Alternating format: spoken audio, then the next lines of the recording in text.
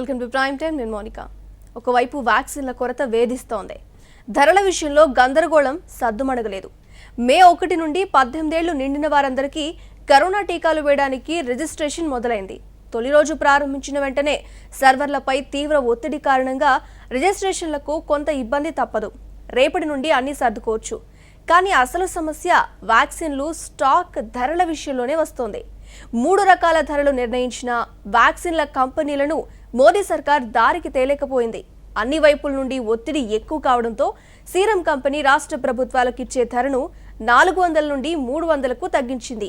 అయినా కేంద్రానికి ఇస్తున్న ధరతో పోలిస్తే రాష్ట్రాలు రెట్టింపు చెల్లించాల్సి వస్తోంది. ఇక ప్రైవేట్ ఆసుపత్రుల్లో రాష్ట్రాలు చెల్లించేదానికి రెట్టింపు కట్టాల్సి ఉంటుంది. ప్రభుత్వ ఆసుపత్రుల్లో గంటల కొద్దీ వేచి ఉండలేని వారు ప్రైవేట్ ఆసుపత్రుల్లో టీకాలు వేయించుకుంటున్నారు. అటువంటి వారికి భారం మరీ ఎక్కువ అవుతుంది. ఈ కంపెనీలన్నీ ప్రభుత్వం నుంచి అనేక రాయితీలు పొందుతూ ఉంటాయి. విపత్కర పరిస్థితుల్లో కూడా కనీసం జాలి దయ లేకుండా ప్రజలపై భారం మోపుతున్న కేంద్ర ప్రభుత్వం నిస్సహాయంగా మిగిలిపోవడం వారి పనితనం ఏంటో ప్రజలకు బాగానే అర్థమవుతుంది. ఇతర దేశాల కంటే ఇక్కడే టీకా ధర ఎక్కువ ఎందుకు అని కంపెనీల మీద విమర్శల దాడి జరుగుతోంది. అయితే కొన్ని దేశాలు ముందుగా వ్యాక్సిన్ కోసం పెట్టుబడి పెట్టాయి కనుక వాటికి తక్కువ ధరకు ఇస్తున్నామని సీరం కంపెనీ వెల్లడించింది. మరి భారత ప్రభుత్వం నుంచి ఈ కంపెనీలు ఎటువంటి రాయితీలు పొందడం లేదా అనే ప్రశ్నలు ప్రజలు వేస్తున్నారు. కానీ కేంద్ర ప్రభుత్వం ఆ మాత్రం కూడా టీకా కంపెనీలను ప్రశ్నించలేకపోతుంది. మరిన్ని వార్తలు తెలుసుకునే ముందు ఇవాల్టి టాప్ స్టోరీస్ ఏంటో చూద్దాం. కోవిడ్ వ్యాక్సిన్ రిజిస్ట్రేషన్లకు పెరిగిన రద్దీ, హెవీ ట్రాఫిక్ తో పోర్టల్ డౌన్, నత్తనడకన రిజిస్ట్రేషన్లు. కోవిషీల్డ్ ధర తగ్గించిన సీరం సంస్థ, రాష్ట్రాలకు టీకా డోస్ ఇకపై 300 రూపాయలు.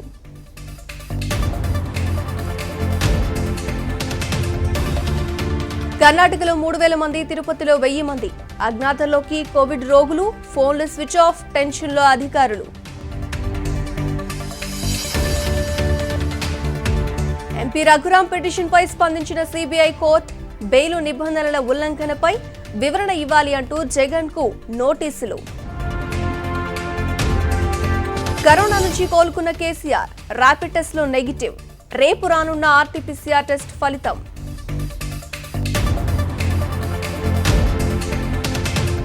తెలంగాణలో వ్యాక్సిన్లకు తీవ్ర కొరత, 18 ఏళ్లు పైబడిన వారు కొన్ని రోజులు ఆగాల్సిందేనంటున్న ప్రభుత్వం.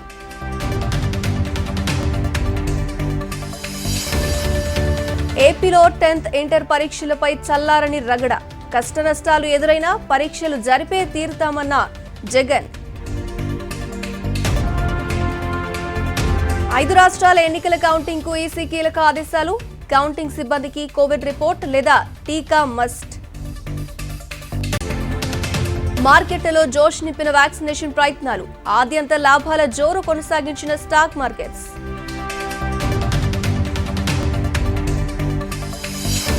వారసత్వ పన్ను చెల్లింపుల్లో అగ్రస్థానంలో దక్షిణ కొరియా.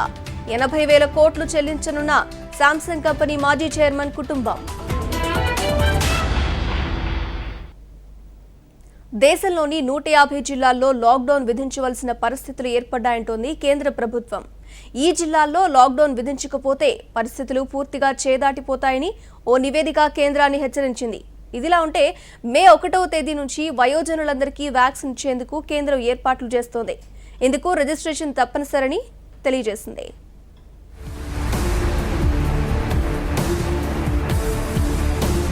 ఇరవై 24 గంటల వ్యవధిలో దేశంలో 3,60,000 కరోనా కేసులు కొత్తగా నమోదయ్యాయి. మరణాలు 3,000కు చేరుకున్నాయి.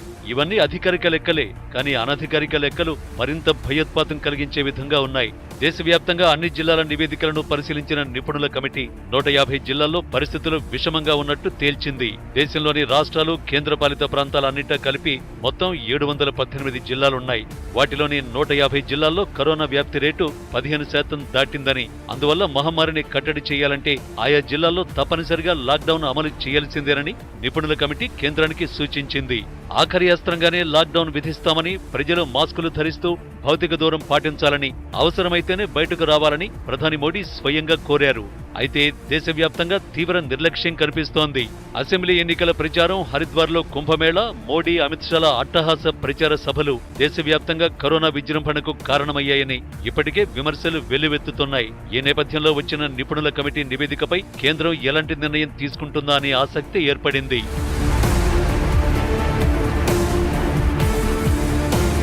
కరోనాను నియంత్రించడానికి ఢిల్లీ, మహారాష్ట్ర కఠిన ఆంక్షలు అమలు చేస్తున్నాయి. మొదటగా వారం లాక్డౌన్ విధించిన ఢిల్లీ తర్వాత మరో వారం పొడిగించింది. మహారాష్ట్ర నైట్ కర్ఫ్యూ అమలు చేసి కట్టడి సాధ్యం కాకపోవడంతో లాక్డౌన్ అమలు చేస్తోంది. ఇక కర్ణాటక రాష్ట్రం కూడా నైట్ కర్ఫ్యూతో లాభం లేదని లాక్డౌన్ అమలు చేస్తోంది. తాజాగా గోవా కూడా 3 రోజుల పాటు లాక్డౌన్ ప్రకటించింది. తెలుగు రాష్ట్రాలతో సహా దాదాపు మిగిలిన అన్ని రాష్ట్రాలు నైట్ కర్ఫ్యూ విధించాయి. కొన్ని ప్రాంతాల్లో వీకెండ్ లాక్డౌన్ అమలు చేస్తున్నారు. దేశవ్యాప్తంగా కరోనా కేసులు రోజురోజుకు పెరిగిపోతూ ఉండడంతో వ్యాక్సినేషన్ వేగవంతం చేసింది కేంద్ర ప్రభుత్వం.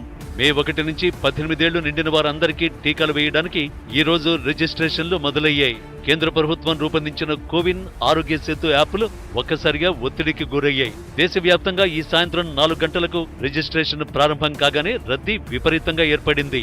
అందుకే పేర్లు నమోదు చేసుకోవడానికి కాస్త సంయమనం పాటించాలని కేంద్రం కోరుతోంది. ఈ పోర్టల్కు మరికొన్ని అపాయింట్మెంట్ స్లాట్స్ ను అదనంగా చేర్చుతామని ప్రకటించింది. ప్రస్తుతం స్లాట్స్ అందుబాటులో లేకపోతే కొంత విరామం ఇచ్చి మళ్లీ ప్రయత్నించాలని కోరింది.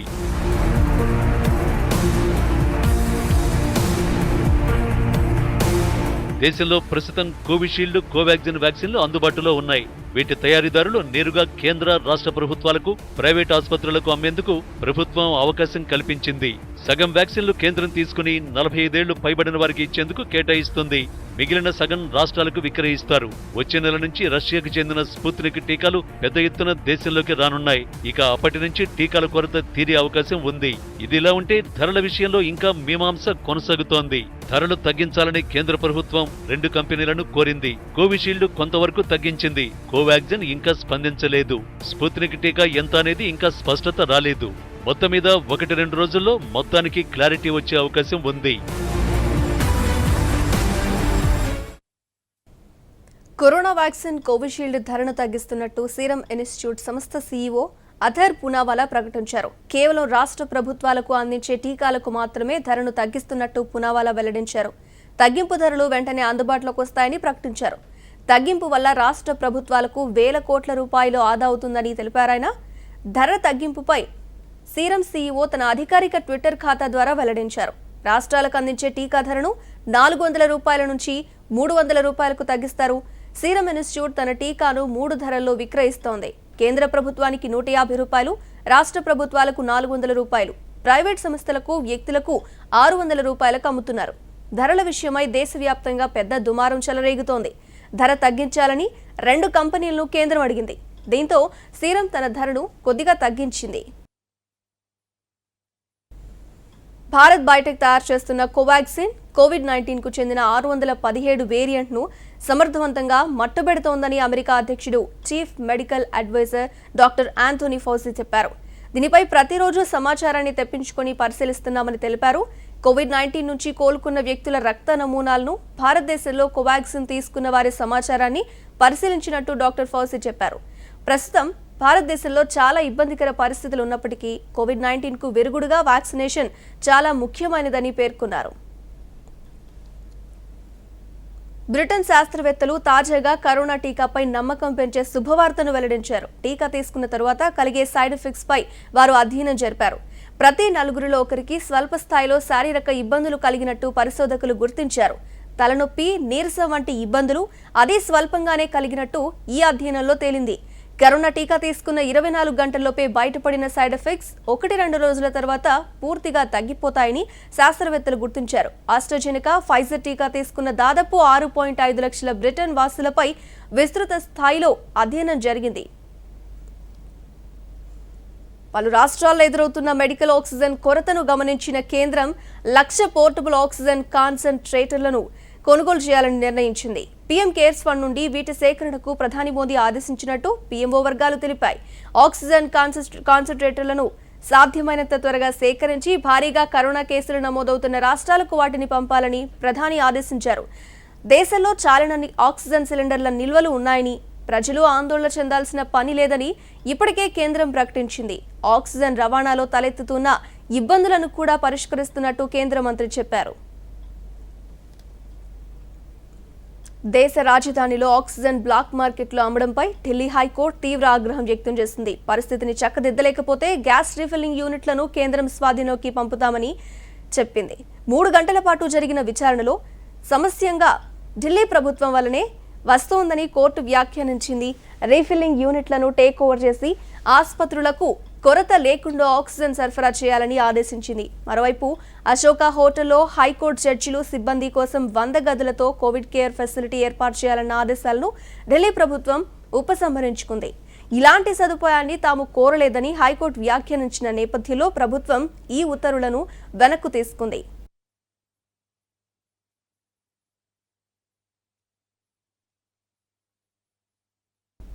అత్యంత కీలక సమయంలో భారతదేశానికి అండగా నిలవడంలో ప్రపంచం విఫలమైందన్నారు America chief medical advisor doctor Anthony Fauci. దారుణమైన సంక్షోభాన్ని ఎదుర్కొంటున్న భారత్కు సహాయపడేందుకు ప్రపంచ దేశాలు సంఘటితం కాలేకపోయాయన్నారు. ఆరోగ్య సంరక్షణ సేవలు ప్రపంచంలో అందరికీ సమానంగా అందే విధంగా చేయడంలో సంపన్న దేశాలు విఫలమయ్యాయని తెలిపారాయన. భారత్లోని ప్రస్తుత పరిస్థితుల్ని అంతర్జాతీయ అసమానతలకు నిలువెత్తు ఉదాహరణగా డాక్టర్ ఫాసీ అభివర్ణించారు. అంతర్జాతీయ స్పందనాలంటే ప్రపంచవ్యాప్తంగా సమానంగా ఉండటమని, దురదృష్టవశాత్తు దీన్ని సాధించలేకపోతున్నామని అమెరికా అడ్వైజర్ కామెంట్ చేశారు. భారత ప్రధాని నరేంద్ర మోదీతో రష్యా అధ్యక్షుడు వ్లాదిమిర్ పుతిన్ ఫోన్లో మాట్లాడారు. దేశంలోని కోవిడ్ పరిస్థితితో సహా ద్వైపాక్షిక సహకారం ఇద్దరు నేతలు చర్చించుకున్నారు. పుతిన్తో తాను మాట్లాడిన విషయాన్ని ప్రధాని మోదీ బుధవారం ఓ ట్వీట్లో తెలియజేశారు. కోవిడ్ పరిస్థితిపై ఇద్దరము చర్చించుకున్నా, కోవిడ్పై భారత్ జరుపుతున్న పోరాటానికి తాము వెన్నుదన్నుగా నిలుస్తామని పుతిన్ తెలిపారు. దీనిపై పుతిన్కు కృతజ్ఞతలు తెలిపారు మోదీ. కోవిడ్పై జరుపుతున్న పోరాటంలో స్పుత్నిక్ వ్యాక్సిన్ సహాయకారిగా నిలువనుందని ఆ ట్వీట్లో మోదీ పేర్కొన్నారు. ఉభయ దేశాల మధ్య ద్వైపాక్షిక సహకారం, ముఖ్యంగా అంతరిక్ష పరిశోధనలు, పునరుత్పత్తి, ఇంధన రంగంలో సహకారాన్ని సమీక్షించినట్టు మోదీ చెప్పారు.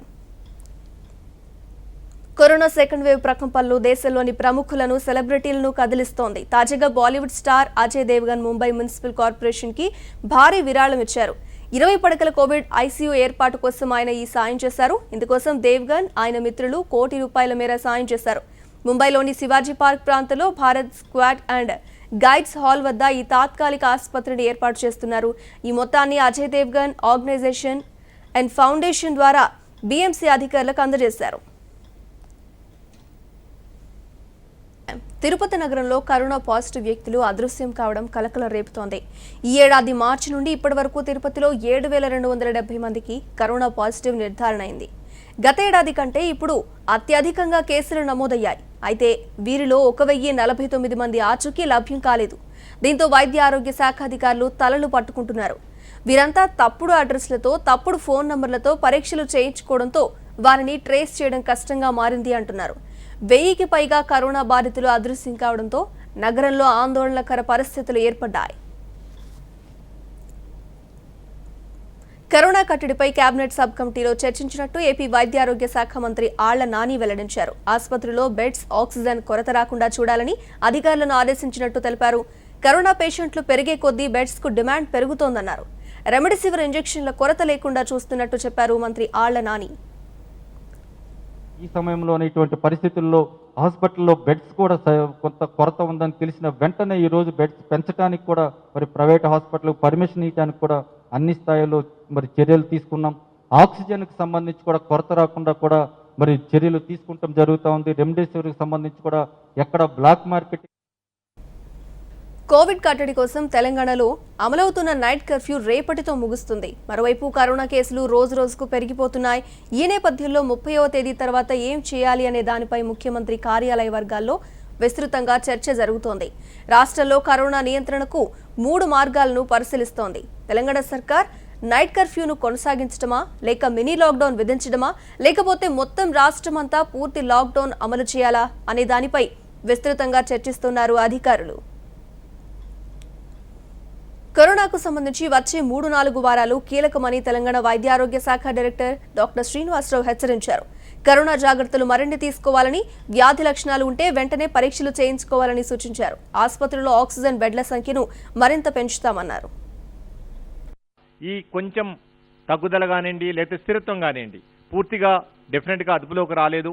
ఇంకా అదుపులోకి రావడానికి మనకి 3 నుంచి 4 వారాల సమయం పడుతుంది.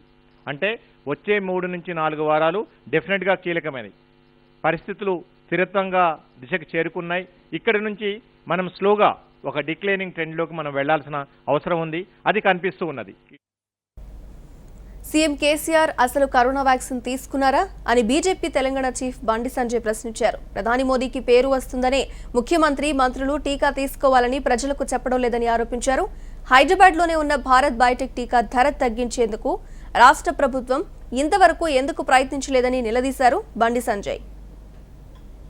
వ్యాక్సిన్ వాడు తీసుకోండి అని చెప్పి రాష్ట్ర ముఖ్యమంత్రి కనీసం ఇంతవరకు చెప్పిండా? చెప్తే ముచ్చారా జనవరి నుంచి అసలు ముఖ్యమంత్రి కోవిడ్ వ్యాక్సిన్ తీసుకున్నాడా? ఒక్క మంత్రి అయినా వాళ్ళు మంత్రులు వ్యాక్సిన్ తీసుకునే ఫోటో పెట్టారు ఎవరన్నా? ఒక్కరిద్దరు పెట్టారంటున్నారు. ఎక్కడన్నా మీ జిల్లాలో మీ ప్రాంతాల్లో తెలంగాణ రాష్ట్రంలో టీఆర్ఎస్ పార్టీ ప్రజాపార్టీలో రాష్ట్ర ముఖ్యమంత్రులు అందరూ కూడా కోవిడ్ వ్యాక్సిన్ తీసుకోండి అని చెప్పి ఎక్కడ చెప్పినా? చెప్పకపోవడం కారణం ఇది. బీజేపీ ఎన్నికల ప్రచారంతోనే దేశంలో కరోనా వ్యాపిస్తోందని ప్రతిపక్షాలు ఆరోపించడం అర్థరహితమన్నారు తెలంగాణ బీజేపీ అధికార ప్రతినిధి కృష్ణసాగర్ రావు. ఈసీ నిబంధనల ప్రకారమే బీజేపీ సహా ప్రతిపక్షాలు ప్రచారం చేశాయని ఆయన గుర్తు చేశారు. విపక్షాల పిచ్చి మాటలకు ప్రజలు ఓటు ద్వారా గుణపాఠం చెబుతారన్నారు కృష్ణసాగర్ రావు. అసలు ఎలక్షన్ కమిషన్ నోటిఫికేషన్ ఇచ్చిన తర్వాత కదా క్యాంపెయిన్ స్టార్ట్ అయ్యేది. ఎలక్షన్ కమిషన్ అనేది ఒక ఇండిపెండెంట్ వ్యవస్థ. దానికి రాష్ట్రంలో కూడా మా పేరునే ఆపాదించడం, ఒక స్టేట్ ఎలక్షన్ కమిషన్ ఇచ్చిన షెడ్యూల్ ప్రకారం మేము బయటకు వచ్చి క్యాంపెయిన్ చేస్తూ ఉన్నాం. మీరు క్యాంపెయిన్ చేయటం లేదా? కాంగ్రెస్ క్యాంపెయిన్ చేయటం లేదా? ఇతర ప్రతిపక్ష పార్టీలు ఈ 5 రాష్ట్రాల్లో ఎన్నికలకు క్యాంపెయిన్ చేయటం లేదా? ఒక భారతీయ జనతా పార్టీ చేస్తూ ఉందా? కాబట్టి ఒక బాధ్యతా రాహిత్యంగా నోటికి ఏదొస్తే అది మాట్లాడి రాజకీయ పబ్బం గడుపుతాం అనుకున్న ఈ పార్టీలన్నిటికీ కూడా గుణపాఠం ప్రజలు ఓటు ద్వారా చెప్తారు. కోవిడ్ టీకా కోసం పెద్ద మొత్తంలో ప్రజాధనాన్ని ఖర్చు చేశారని, ఇప్పుడు అదే టీకాను ఎక్కువ ధరలకు ప్రజలకే అమ్ముతున్నారని రాహుల్ గాంధీ మండిపడ్డారు. ప్రపంచంలోని ఏ దేశంలో ఇంతవరకు ధరకు టీకాలు లేవని చెప్పారాయన. మోదీ తన మిత్రుల కోసం ప్రజలను దోచుకుంటున్నారని ఘాటుగా విమర్శించారు. బుధవారం తన ట్విట్టర్ ఖాతా ద్వారా కేంద్ర ప్రభుత్వంపై, ప్రధానిపై తీవ్ర స్థాయిలో విరుచుకుపడ్డారు. ఫెయిల్డ్ సిస్టమ్ మరోసారి ప్రజల్ని కూడా మోసం చేస్తుందని కామెంట్ చేశారు రాహుల్ గాంధీ. 5 రాష్ట్రాల అసెంబ్లీ ఎన్నికల ఓట్ల లెక్కింపు కోసం ఎన్నికల కమిషన్ ఏర్పాట్లు చేస్తోంది. ఓట్ల లెక్కింపు కేంద్రాల్లో ప్రవేశించాలనుకునేవారు తప్పనిసరిగా కోవిడ్ నెగిటివ్ రిపోర్ట్ను కానీ, వ్యాక్సిన్ 2 డోసులను తీసుకున్నట్లు ధృవీకరించే పత్రాన్ని కానీ సమర్పించాలని తెలిపింది. బెంగాల్, కేరళ, తమిళనాడు, అస్సాం, పుదుచ్చేరి శాసనసభలకు జరిగిన ఎన్నికల ఓట్ల లెక్కింపు మే 2న జరుగుతోంది. బెంగాల్లో చివరి దశ పోలింగ్ గురువారం జరుగుతోంది. మే 1న అభ్యర్థులకు, వారి తరపు కౌంటింగ్ ఏజెంట్లకు కరోనా టెస్టులు నిర్వహించేందుకు జిల్లా ఎన్నికల అధికారి ఏర్పాటు చేస్తారని ఈసీ తెలిపింది. కోవిడ్ పరిస్థితుల్లో కేంద్ర ప్రభుత్వంతో ఏకీభవించని రాష్ట్రాలను కూడా తాము కలుపుకొని వెళ్తున్నామని బీజేపీ జాతీయ అధ్యక్షుడు జేపీ నడ్డా చెప్పారు. బీజేవైఎం డాక్టర్ హెల్ప్ లైన్ ను వీడియో కాన్ఫరెన్స్ ద్వారా నడ్డా ప్రారంభించారు. ఈ సందర్భంగా ఆయన మాట్లాడుతూ సమాఖ్య వ్యవస్థలో అన్ని పార్టీలకు రాజకీయ పరిమితులంటూ ఉంటాయన్నారు. తాము చెప్పేదే కేజ్రీవాల్ అర్థం చేసుకోకపోవచ్చు, కానీ మేము ఆయనతో కలిసి పనిచేస్తామంటూ పలు ఉదాహరణలు చెప్పారు ఆయన. కానీ తమ ప్రభుత్వం అందరినీ కలుపుకునే ముందుకు వెళ్తోందని వివరించారు. ఢిల్లీ రాష్ట్ర ప్రభుత్వ సవరణ చట్టాన్ని కేంద్ర ప్రభుత్వం మంగళవారం నోటిఫై చేసింది. దీంతో ఇక ఈ కేంద్రపాలిత ప్రాంతంలో లెఫ్టినెంట్ గవర్నర్నే ప్రభుత్వంగా భావించాలి. కేంద్ర హోంశాఖ దీనిపై నోటిఫికేషన్ను జారీ చేసింది. దేశ రాజధాని ప్రాంతం ఢిల్లీ ప్రభుత్వ సవరణ చట్టం ఈ నెల 27 నుండే అమల్లోకి వచ్చింది. ఢిల్లీ రాష్ట్ర ప్రభుత్వం శాసనసభల నుంచి కార్యనిర్వాహక అధికారాలను లెఫ్టినెంట్ గవర్నర్కు కట్టబెడుతూ పార్లమెంట్ గత నెలలోనే బిల్లును ఆమోదించింది. రాష్ట్రపతి సంతకంతో బిల్లు శాసనంగా మారిపోయింది. దీనికి సంబంధించిన బిల్పై పార్లమెంట్లో చర్చ సందర్భంగా ప్రతిపక్షాలు వాకౌట్ చేశాయి. ఇక నుంచి ప్రజలు ఎన్నుకున్న ఢిల్లీ ముఖ్యమంత్రి నామమాత్రంగా మిగులుతారు. లెఫ్టినెంట్ గవర్నర్ సంతకం ఉంటేనే ఏ ఆదేశమైనా అమల్లోకి వస్తుంది.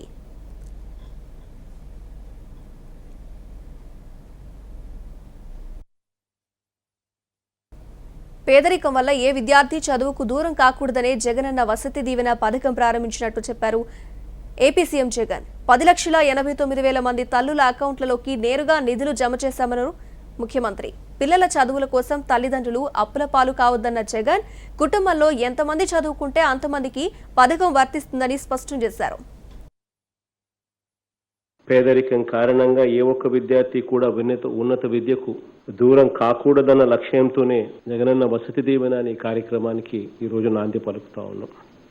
ఈ పథకం ద్వారా ప్రతి సంవత్సరం 2 వాయిదాలతో ఐటీఐ విద్యార్థులకు 10,000, పాలిటెక్నిక్ విద్యార్థులకు 15,000 సంవత్సరానికి, డిగ్రీ, ఇంజనీరింగ్, మెడిసిన్ వంటి కోర్సులు అభ్యసించే పిల్లలందరికీ కూడా ఒక్కొక్కరికి సంవత్సరానికి 20,000 రూపాయల చొప్పున వాళ్ళ వసతి భోజన ఖర్చుల కొరకు కుటుంబంలో ఎంతమంది చదువుతుంటే అంతమందికి వారి తల్లుల ఖాతాల్లో నేరుగా జమ చేస్తా ఉన్న కార్యక్రమం ఇది. ఏపీలో 10th ఇంటర్ పరీక్షలపై రగడ కొనసాగుతోంది. పరీక్షలు వద్దని విపక్షాలు అంటున్నాయి. పరీక్షలు నిర్వహించి తీరుతామంటోంది ప్రభుత్వం. విద్యార్థుల భవిష్యత్తు కోసమే పరీక్షలు అంటున్నారు సీఎం జగన్. విద్యార్థుల ప్రాణాలతో చెలగాటమాడే హక్కు ఎవరిచ్చారని ప్రశ్నిస్తున్నారు ప్రతిపక్ష నేత చంద్రబాబు. పరీక్షలు రద్దు చేయండి అని చెప్పడం చాలా సులభమైన పని. కానీ అలా చెయ్యకుండా ఆ పరీక్షలు నిర్వహించడం అన్నది ఒక బాధ్యతగా తీసుకొని ఆ పరీక్షల్లో నిర్వహించేటప్పుడు అన్ని జాగ్రత్తలు కూడా తీసుకుంటూ ఆ పిల్లలకు మంచి జరగాలి అని చెప్పి ప్రతి అడుగులోనూ కూడా ఇంకా ఎక్కువగా ఆ పిల్లల్ని చేయి పట్టుకొని నడిపించి ప్రతి అడుగులోనూ అన్ని జాగ్రత్తలు తీసుకుని పరీక్షలు నిర్వహించడం అన్నది ఇంకా కష్టతరమైన కార్యక్రమం. అయినా కూడా కష్టమైనా పర్వాలేదు అని చెప్పి ఆ రూటే తీసుకుని పిల్లలకు పరీక్షలు నిర్వహిస్తాము. ప్రభుత్వం అనేది ఒక పద్ధతి ఉంటుంది. ఈ రోజు నేను అడుగుతున్న స్ట్రైట్ కోసం 10వ తరగతి ఇంటర్మీడియట్ ఎగ్జామ్స్ పెడతా ఉంటున్నా. ఎవరిచ్చారు మీకు అధికారం? దేశంలో అన్ని రాష్ట్రాల్లో కేంద్ర ప్రభుత్వ పరీక్షలు అన్ని క్యాన్సిల్ చేశారు. What is the guarantee? మీరు ఏ గ్యారంటీ ఇస్తారు ప్రజల ప్రాణాలకి? మీరు ఇష్టానుసారంగా బిహేవ్ చేసి మీ చేతగాని నిర్ణయాల వల్ల, మీ అసమర్థత వల్ల రాష్ట్రాన్ని పూర్తిగా భ్రష్టు పట్టించి మళ్ళా ఇలాంటి తప్పుడు పనులు చేస్తా ఉంటే ఏమనాలి వెళ్ళి? ఎందుకు మీకు పట్టింపు? స్టూడెంట్స్ అడుగుతున్నారు, పేరెంట్స్ అడుగుతున్నారు, మా పిల్లల్ని బలయ్యిద్దండి, మా కుటుంబాల్ని లేనిపోని రిస్క్లో పెట్టద్దండి. ప్రాణం ఉంటే పరీక్ష, ప్రాణం ఉంటే చదువు, ప్రాణం లేకపోతే ఎవరికి చదువు చెప్తారు మీరు? ఏపీ సీఎం జగన్ కు సీబీఐ కోర్టు నోటీసులు ఇచ్చింది. జగన్ బెయిల్ రద్దు చేయాలి అంటూ ఎంపీ రఘురామకృష్ణరాజు వేసిన పిటిషన్ ఆధారంగా కోర్టు నోటీసులు ఇచ్చింది. జగన్ బెయిల్ నిబంధనలు ఉల్లంఘించారని ఎంపీ తన పిటిషన్లో పేర్కొన్నారు. ఈ పిటిషన్పై మే 7వ తేదీన సీబీఐ కోర్టు విచారణ జరపనుంది. తొలుత ఈ పిటిషన్ను సాంకేతిక కారణాలపై సీబీఐ కోర్టు తిరస్కరించింది. దీంతో కృష్ణరాజు వారం తర్వాత సవరించిన పిటిషన్ను దాఖలు చేశారు. దీన్ని స్వీకరించిన సీబీఐ ప్రత్యేక కోర్టు విచారణ అర్హతపై ఇటీవల వాదనలు వింది. ఈ రోజు ముఖ్యమంత్రి జగన్ కు సీబీఐకి నోటీసులు జారీ చేసింది. ఇండియన్ బులియన్ మార్కెట్లో బంగారం ధరలు మరోసారి స్వల్పంగా తగ్గాయి. ఢిల్లీలో 22 క్యారెట్ల గోల్డ్ ధర 10 గ్రాములకు 45,990 రూపాయల వద్దకు చేరింది. ముంబైలో 44,790 రూపాయల వద్ద ట్రేడ్ అవుతోంది. ఇక హైదరాబాద్, విశాఖ నగరాల్లో 22 క్యారెట్ల ధర 44,640గా నమోదైంది. 24 క్యారెట్ల ధర 48,700 రూపాయల వద్దకు చేరింది. భారత ఈక్విటీ మార్కెట్లు వరుసగా 3వ రోజు లాభాల్లో ముగిశాయి. బుధవారం ఆరంభం నుంచి చివరి వరకు లాభాల జోరును కొనసాగించాయి. 49,066 వద్ద ప్రారంభమైన సెన్సెక్స్ 49,801 వద్దకు చేరింది. చివరకు 789 పాయింట్ల లాభంతో 49,733 వద్ద ముగిసింది. నిఫ్టీ 211 పాయింట్లు లాభపడి 14,864 వద్ద స్థిరపడింది. డాలర్తో రూపాయి మారకు విలువ 74.89 వద్ద నిలిచింది. దేశంలో కరోనా కట్టడి కోసం కేంద్ర ప్రభుత్వం చేపడుతున్న చర్యలు మార్కెట్లో సానుకూల పరిణామాలు సంభవించాయి. ఢిల్లీ వేదికగా చెన్నైతో జరుగుతున్న మ్యాచ్లో సన్ రైజర్స్ హైదరాబాద్ 171 పరుగులు సాధించింది. టాస్ గెలిచి బ్యాటింగ్ ఎంచుకున్న ఎస్ఆర్హెచ్ బ్యాట్స్మెన్లో కెప్టెన్ డేవిడ్ వార్నర్, మనీష్ పాండేలు హాఫ్ సెంచరీలతో చెలరేగారు. అయితే చివరి ఓవర్లలో ఈ ఇద్దరు వెనువెంటనే పెవిలియన్ చేరడంతో క్రీజ్లోకి వచ్చిన విలియమ్సన్ భారీ షాట్లతో విరుచుకుపడ్డాడు. ఇన్నింగ్స్ చివరి బంతిని కేదార్ జాదవ్ బౌండరీ దాటించడంతో జట్టు స్కోర్ 171 పరుగులకు చేరుకుంది. టీవీ ఇప్పటి వరకు ఉన్న bulletin update keep watching HM TV. వార్త ఆగదు, నిజం దాగదు.